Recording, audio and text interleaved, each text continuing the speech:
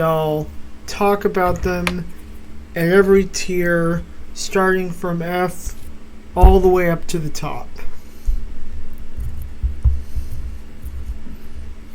Triforce Heroes. That's it. That's the worst Zelda game. And it's a bit unfortunate because Triforce Heroes is still kind of cool. Every level you have 3 links that are picking up some classic Zelda dungeon item, and you have to play through the level. 3 levels per world, plus a boss level. 8 worlds. And there's even these bonus challenges, about 3 of them for each level. So 24 levels times 3, 72 total challenges. And you're collecting materials to make different costumes based on enemies from the game, and they give you all sorts of abilities, and all of the characters are kind of silly and exaggerated, and the gameplay is fun, but it sucks if you're playing single player. And the main game mechanic is you have to stack the 3 links on top of each other so that you can hit a target with a boomerang or hook shot across a ledge. And you have to stack each other in the right order. So if you're playing with 3 players, then this is difficult enough. But if you're playing as a single player, well, you have these 2 stone dolls that you carry around, and there's a button you tap on the screen to switch places with whichever doll that you're animating. And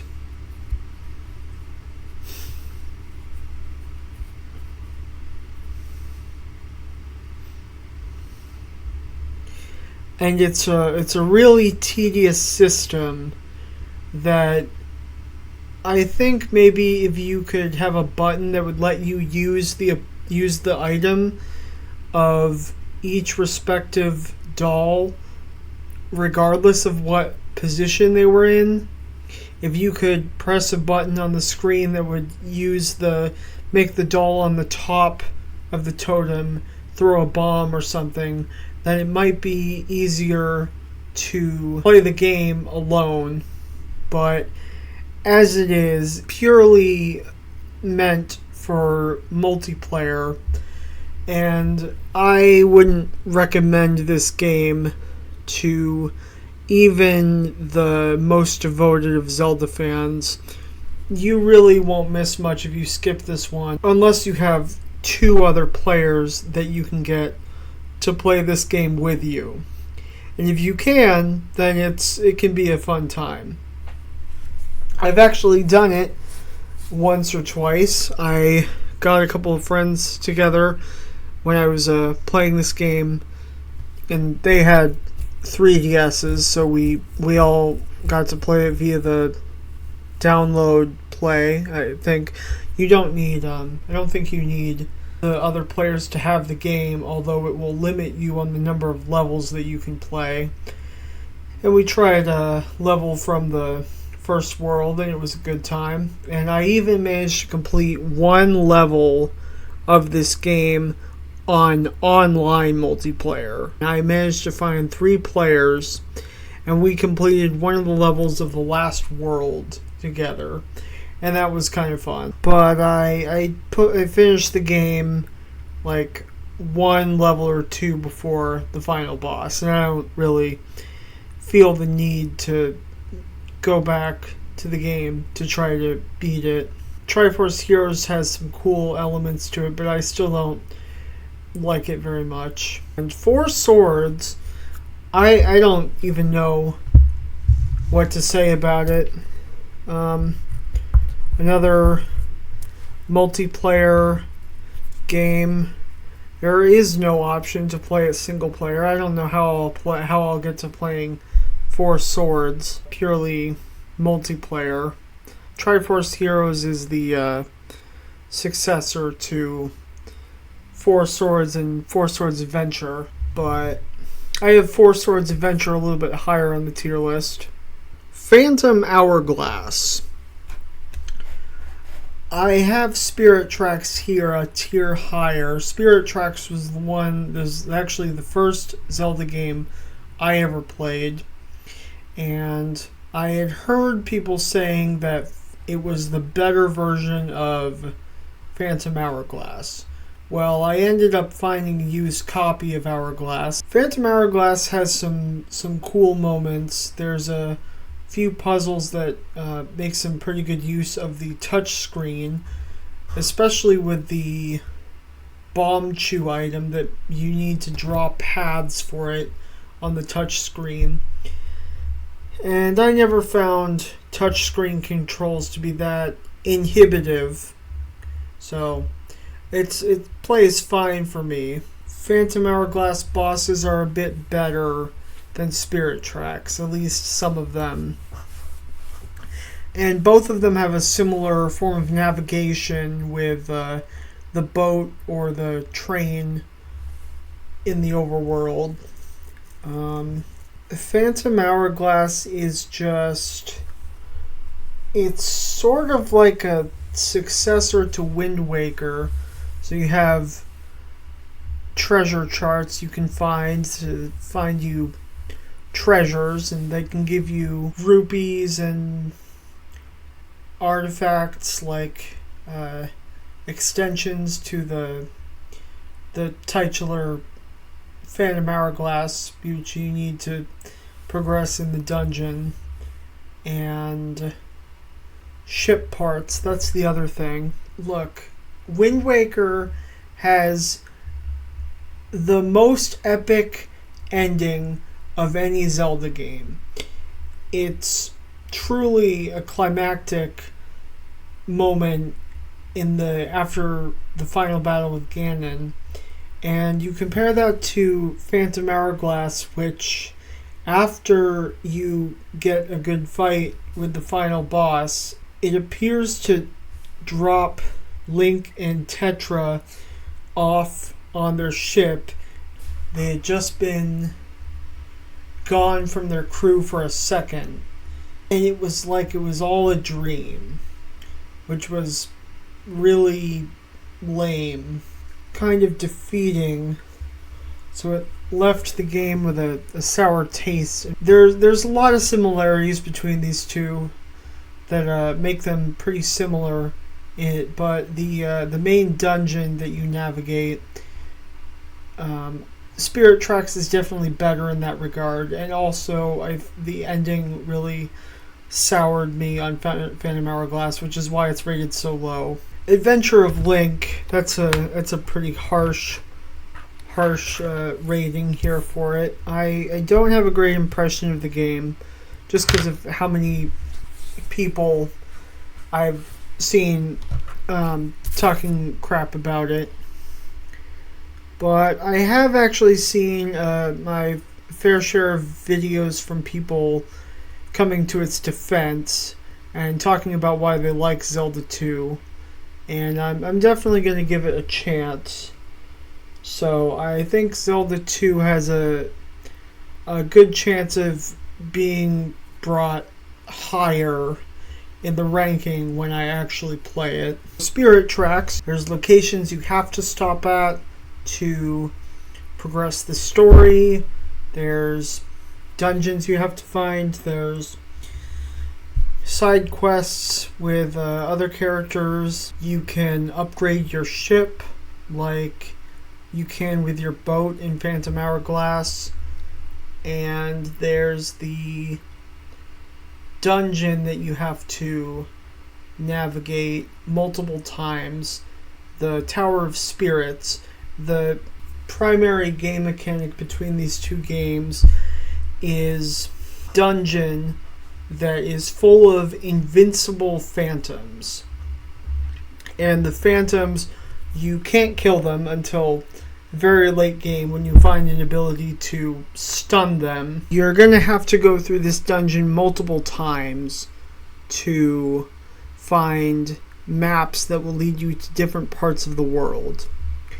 And in Phantom Hourglass, the way it works is there's a timer that you have to race against to get to the end of the floor and pick up the treasure. I had multiple times in Phantom Hourglass when I was racing against the clock, and even getting down to, if you run out of seconds, you have to start you start losing health. And I was getting to the point where I was using up my health as extra time trying to get to the end of the dungeon before I died. And that was kind of exciting. It happened a couple times. Got to the end of the dungeon by the skin of my teeth. But the main problem with Phantom Hourglass is the Temple of the Ocean King is very repetitive. So you have to go through the same puzzles and the same floors each time you need to go down to a further floor of the dungeon. You will unlock shortcuts as you get further in that will let you skip parts of the dungeon, but it still requires you to go through the same floors. Whereas in Spirit Tracks, you have a tower that you climb up, and every floor is an entirely new section, so you don't have to go through the same one a second time. And Spirit Tracks lets you take possession of the phantoms with Zelda, and then you can control Zelda with on the touch screen to distract phantoms, attack them. Later it introduces more types of phantoms, and at the end of the dungeon there's the final stretch is this enormous gauntlet of puzzles that requires you to mix and match different phantoms and going all around the floor, or the multiple floors, to complete it, which is why I think Spirit Tracks does this dungeon a lot better than Phantom Hourglass. I've played Spirit Tracks a couple times. I'd like to replay it again. I think Spirit Tracks bosses are pretty easy. Oracle of Seasons and Ages. I've played... Well, I almost played both of them. Got through maybe 6 out of 8 dungeons. Dropped both of them. And last year I picked up Oracle of Seasons again. Actually finished it, so they're pretty similar to me. In Seasons, you have an item that controls what season it is. So you, in the winter, snow drifts that might let you get to ledges that you can't access in another season. In Oracle of Ages, you're traveling between the present and the past of the world. Maybe in the present, the entrance to a dungeon is inaccessible, but in the past, you can find a door somewhere. Maybe when I play Ages, I'll look at both of them a little bit more closely. I like the 2D Zelda games. Probably just not rated as high as the 3D games. 2D game dungeons, they don't stand out to me as much. And the rest of them are in C tier. I haven't played them. Legend of Zelda. I'll get to it eventually. Four Swords Adventure, I think looks pretty neat, and Tears of the Kingdom, which I haven't played yet, but I'm looking forward to seeing how it compares to Breath of the Wild. I already made a review of it pretty recently. Don't think I talked about everything that I wanted to in that review. Breath of the Wild is a great game and also a great Zelda game. And it's got tons of puzzles between the Koroks and the shrines. and there's some cool dungeons with the divine beasts, and there's a bunch of other cool mechanics I like with climbing and cooking, even some others that I didn't end up exploring as much until later, like shield surfing. And I love Breath of the Wild for running around and letting you just collect a bunch of stuff. Ocarina of Time, that was when I played a second time after Botwa. And I've played once on the 3DS, once on the N64. I wouldn't rate Ocarina 3D like a whole tier higher, although it does have the Iron Boots fix, and yeah, I got stuck in the water temple and was really wishing I had easier Iron Boots to equip, but it's Ocarina of Time. I still like it, and I think it's a great game, and I think it deserves a lot of the praise that it gets. A Link to the Past and Twilight Princess, I've technically played through the introduction of both of them. Link to the Past, maybe an hour or two. I got through one dungeon, I think. And Twilight Princess, I don't want to say that the slow intro discouraged me from playing, but that's exactly what happened. The intro slowed down my progress, and I got through the village, Link's wolf transformation, and I think I stopped a little bit short of gaining access to the forest temple. I'm giving both of them a pretty good rating. The only difference between Link to the Past and Link Between Worlds is I haven't finished Link to the Past, and that's why it's rated a bit lower, but I need to replay Link Between Worlds, so maybe I'd like to compare the two of them and see which one I like more. Link to the Past, I definitely can see why people like it so much, even just playing a little bit of it. And Twilight Princess, I'm really excited to play more of, just because it's one of the few Zelda games that I don't know the whole story of. A lot of in the highest tier, I know all about Majora's Mask and Wind Waker, but I don't know a lot about Twilight Princess, so that's why I'm looking forward to playing it. Skyward Sword is a little bit funny, I guess. I remember a time on the internet when Skyward Sword was maybe the most reviled entry in the series, and I'm sure there's plenty of people who still don't like it, but I feel a little bad because I think Skyward Sword has a lot to offer to the Zelda series. I think it's got some pretty good characters with the version of Skyloft Link and Zelda and Groose, who has honestly a really inspiring character arc, going from a bully to someone who helps Link in the end. I like Fi as a character, even if she's kind of a tutorial fairy, like Navi. And I think Girahim makes a really good villain in that game. And it involves, you get to explore a whole bunch of cool environments in the game as well. Not to mention the flying with the Skyloft. Skyward Sword HD fixed a few of the worst tendencies of the game's hand-holding design. That's one I haven't played Skyward Sword, but that's one I'm looking forward to, and I'm really glad that it got a port. One thing it probably can't fix is that some of the areas require a lot of backtracking. Like, you have to revisit the Kokiri Forest and the volcano and one other area. Probably still a few things that might hurt its ranking, but Skyward Sword, I really like it. And especially you've got the Silent Realm challenges. Test how well you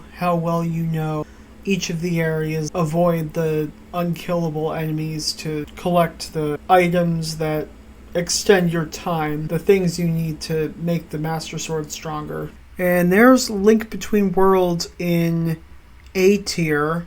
It might be a bit high now that I think a bit about it, but it was really fun. It has the switching between the light and dark world like Link to the Past, and there's the item rental system that I thought was really neat, that you can rent a bunch of items, or you can rent one at a time, and then later you get the ability to buy them. And there's just a ton of caves and other little places you can discover across the map that will give you rupees, not to mention the My Hunt, which I really liked. And then there's the story elements that I think Link Between Worlds added over Link to the Past. Hilda and Ravio, which are the Dark World equivalents of Zelda and Link. I've got to play Link to the Past first to see how that plays, but I'd like to replay Link Between Worlds. And I think it has a really good open world too. That's a model that I really admire the game for having. Not a huge scale, but it's big enough that they're a bunch of dungeons and you can approach them in any order. And I like that model of open world. Minish Cap is the other one that might be ranked a bit high, but that's one of the few Zelda games that I don't know very much about, besides the main mechanic of shrinking down and meeting the little people, the Pickery. Because I don't know much about it, I'm really excited to play it, see how much I like it. So I rated it a bit high for a Zelda that I've never played. Alright, in reverse order for S tier, Wind Waker. God, I just love the art style of Wind Waker. The sailing looks fun, and there's dungeons and items and stuff. Wind Waker has the most epic ending of any Zelda game. I just need to play Wind Waker. Only thing that could risk dragging it down for me would probably be those Triforce charts. But since I know they're an element of the game, maybe they won't. Majora's Mask is my favorite Zelda game I haven't played. I love that game to bits. I know it inside and out. I tried to play it years ago on the 3DS. I didn't like the time traveling mechanics and being on a time limit, but I have watched so many people talk about it, play it, that it's only the only thing left for me to do is play it. I think I want to try both the N64 version and the 3DS version. Majora's Mask has a really strong story that sticks out to me. All the ways that the different characters are coping with the end of their world. The Deku Butler, Lulu, and the way she's I'm gonna cry. Lulu coping with the loss of her eggs, and the way you walk up on the beach and you find Mikau moments from death. I can't believe how strongly Majora's Mask is making me feel.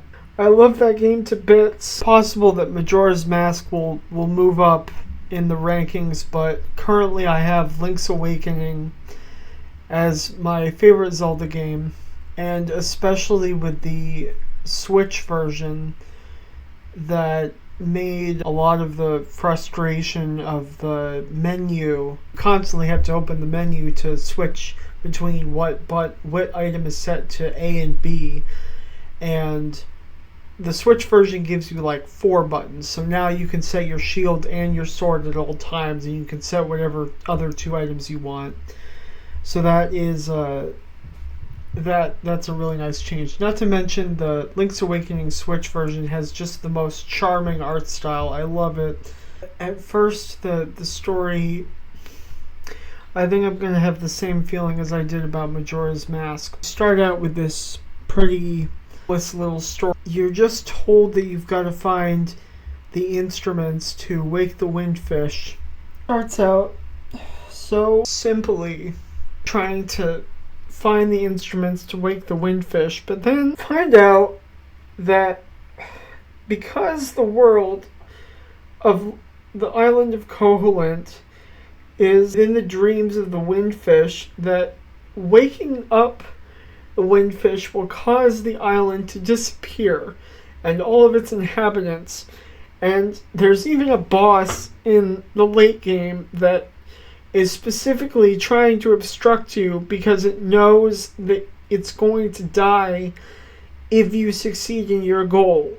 And I haven't even gotten to talking about the characters like the ghost that you can find in the graveyard, and you can bring the ghost will follow you, and you can bring it back to a house near the beach, and it's happy to see its home one more time, and then it disappears because you've helped it fulfilled its final wish. And I just can't believe how these last two Zelda games have made me feel just talking about them. Thank you for listening to me talk about how I rank the games in the Zelda series. I have two more additions I want to make to this list. Firstly, right behind Skyward Sword in B tier is the newest Echoes of Wisdom. I was all the way over the moon when I found out that they were making an official Zelda game, so I'm definitely looking forward to playing that one. Second, I put a red X over every game I haven't played. I was a bit surprised to see that I was slightly under half for played Zelda games, but I think that my perception was slightly skewed by playing a couple games like Ocarina and Link's Awakening on multiple versions.